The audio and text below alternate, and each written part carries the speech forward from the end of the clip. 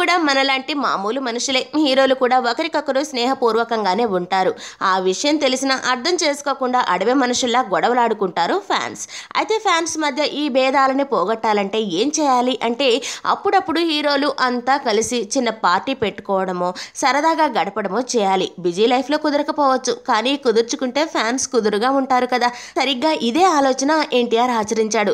హీరోలు ఏం చేస్తే ఫ్యాన్స్ ఒకటవుతారు ఆ పనే చేశాడు ఎన్టీఆర్.